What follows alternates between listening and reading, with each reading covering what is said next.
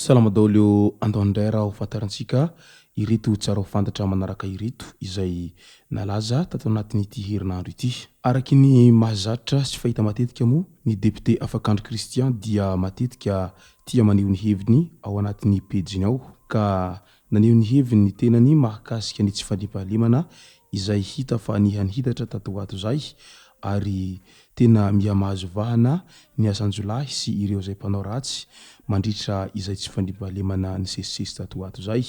Indrindra fa nitranga izay niseho taon'ny Zorobe no tena notsindrina mafy nandritra ny fanehoan-keviny zay ka nametra-panontaniana izy tamin'izany milaza hoe mbola misy vidiny ve ny rano malagasy amin'izao fotoana izao raha nahita anireny tranga izay niseho taon'ny Zorobe izay nahafatesana olona anaky 5 be izao izay novonoan'ireo Jolahy pakan-keriny.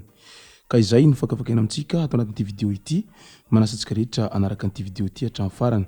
Aza dininy milike ny video antsika ary tsarovatra ny miabony amin'ny chaîne antsika mba ahafahanareo manaraka tsy tapaka ny video zay lefany misy tomatomata gasy toy izao ny fanaovana azy. Tsy ampandrely isika fa avetrany tonga de vavany ndawary. Mialohan'ny idirantsika amin'ny pitsopitsony amin'izay fanambarana izay nataon'ny sombavim-bahoaka Afakandro Christian izay dia ndaolo ho fantarantsika ireto tsara ho fantatra manaraka ireto.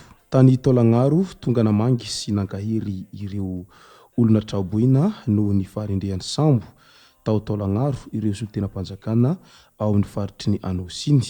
Tsivina moa fa mpandeha misa 720 no avitra Soamantsara tamin'ilay sambo rendrika izay mpandeha 720 ary mpiasa sambo 10 tao anatin'izay avitra Soamantsara izay. Misy olona iray kosa nefa tsy mbola hita hatramin'izao ka manoloana an'izay tranga farendrehan'ny sambo izay dia tonga nitsidika sy nitondra izay voatsirambin'ny tanany ireo solitenam-panjakana ao Taolagnaro ao nandeha nijery ireo zay marary teny amin'ny hopitaly.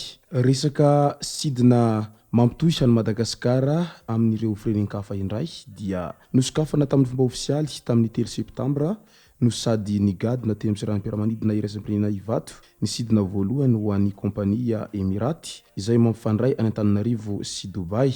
Tonga nitsena izany ny filoha Andry Rajoelina sy ramatoa Mialy Rajoelina vadiny ary ireo zanany roa lahy Ilintsoa sy Arina Rajoelina. Anisan'ny noraisina teny an-toerana ny ekipan'ny Emiraty izay nitariny Adnan Kaziz filoha lifitra no sady tale arabarotry ny Emiraty Adil Al Gaid izay filoha lefitra ankapobeny misahana ny raharaha arabarotra ho an'ny faritra Golf Moyen-Orient Azia afovoany ary Barabas filoha lefitra ankapobeny division Emirat Sky Cargo sy ireo ekipa avy amin'ny seranam-piaramanidina Dubai. Nandritra ny fandraisam-pitenenana dia nambarany filoha Andry Rajoelina fafaly sady afapo amin'izao fahatongavan'ny sidina Emiraty voalohany eto Madagasikara izao ny tenany. Misokatra ho izy sy ny lanitry ny Madagasikara ho an'ny Emiraty ary Emiraty kosa dia manokatra any Madagasikara amin'izao tontolo izao. Ity sidina ity dia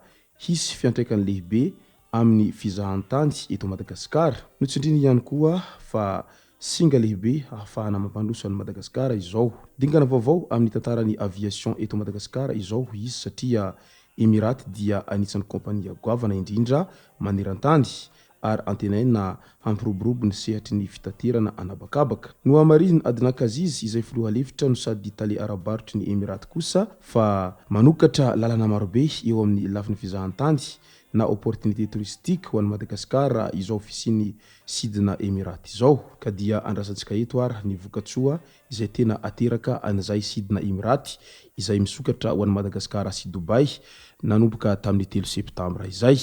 Any Antsoy indray mihevy tena ho tsy misy maharaka ny filohan'ny pokotany ao Ambalabe Ouest voalohany izay nialokaloka nampiasa kopian'olona nandritra ny taona maro izy nifanesy. Nisy nahatsikaritra fa an'olon-kafa ny kopia izay nampiasainy. Teo vonanaitra ilay tompony kopia izay ampiasainy ka nametraka fitoriana teny anivon'ny fitsarana. Tsy mety manaiky ho diso ity filohan'ny fokotany ity amin'ny zavatra nataony ka tonga hatramin'ny fitsarana ambony tany mahajanga ny raharaha. Nivoaka ny didy avy tany amin'ny fitsarana ambony mahajanga fa mbola manameloka hatrany ity filohan'ny fokotany ity ary tsy azo nintsony no mampiasa ny kopia izay misoratra amin'ny anaran'ny mananjafy fidèle manomboka izao. Voatery no esorina amin'ny mahafilohan'ny fokotany azy izy taorian'izay araky ny fanazavana hatrany. Tsara no mampafantatra fa mahavoasazy ary mampigadra ny fanaovana usurpation d'identité satria tena fandikan-tanàna tanteraka izany mialokaloka ao ambadiky ny anaran'olona izany. Asa anaty famogidraka indray izay filoha hampanorana ny oeraoera tsy maintsy mandeha dia voantso ny polisy any Norvège mba hatao famotorana hiasa anaty famogidraka ilay vehivavy tompony sady mpamorona ny oeraoera tsy maintsy mandeha izay hitantsika mizara vola amin'ny voaka malagasy ary mahavita moeraoera isan'andro aty Madagasikara iny.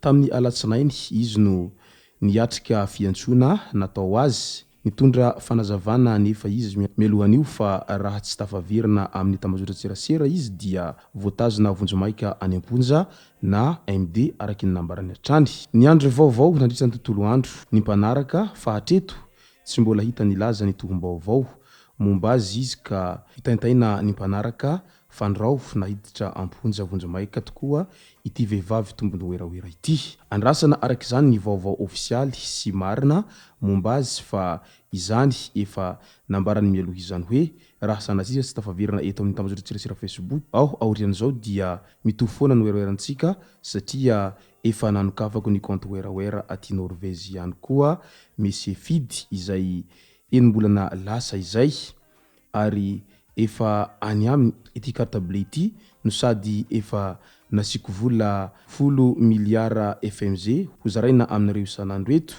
anampiana anareo atao tosika fidiran'ny mpianatra mandrapaha izany hoe mandeha foana ny oeraoerantsika ary tsy azo ajanona izany satria tsy manana olana arabola isika oeraoera tsy maintsy mandeha tomboko lasy tomboko vavy ho izy raha nanao ny fanambarana hatrany. Député Afakandro Christian indray ary manoloana ny zava-misy amin'izao fotoana izao dia nanao fanambarana sy naneho ny heviny tao amin'ny pejiny tao izy raha nanao en direct tamin'ity herinandro ity. Miantso ny filoham-pirenena handray andraikitra manoloana ny tsy fandriampahalemana izay misy amin'ny mahalehibe ny filohan'nday azy ny solombavam-bahoaka ny Madagasikara izay voafidy tao mahajanga voalohany Andriamatoa Afakandro Christian. Tsy misy vidiny intsony ankehitriny ny raha ny vahoaka malagasy ataon'ireo tsy matahoditody vonomoka sy fanangonan-karena ny fakana ankiriny eto Madagasikara kanefa hatramin'izao tsy hita mazava izay tena vahaolana sy asa mivaingana vitan'ireo manampahefana sy tompon'andraikitra izay nomena toerana ho minisitra sy mitazona fibaikona ny tafika malagasy sy ny zandarmeriam-pirenena ary ny polisy-pirenena ka tokony handray andraikitra hanala an'izay tsy mahomby ny filoham-pirenena ho ity solombavam-bahoaka ity raha ny fintinina ny fanambarana izay nataony tao amin'ny pejiny tao. Ny sesisesy sy tatoato ny fanafihana mitampiadiana mahery vaika amoizana ain'olona ary sahy ireo olon-dratsy mandresy ny fahefam-panjakana misy ka ilana fandraisana andraikitra tsy misy fipetra hentsitra mba tsy hitohizana izany ho hiatrany député Afakandro Christian. Nilaza mazava tsara izy fa notsindriny fa matoa misy izao tsy fandriampahalemana izao dia midika izany fa misy ny tsy mahavita ny andraikitra izay nankinina aminy ao ka tokony tsy salasala ny filohan'ny repoblika avy hatrany hampitsahatra azy ireny amin'ny asa izay nomena azy. Izay sy zay moa no masaka azonaroso tao anatin'ity video ity tomboko lasy tomboko vavy misaotratsika rehetra nanaraka an'ity video ity hatramin'ny farany. Azadiny ny milaiky ny videontsika ary tsarovy hatrany ny miabone amin'ny chaîne-ntsika mba ahafahanareo manaraka tsy tapaka ny video zay lefa ny misy sy tomatavata gasy tomboko lasy tomboko vavy mankasitraka dia mirary soa.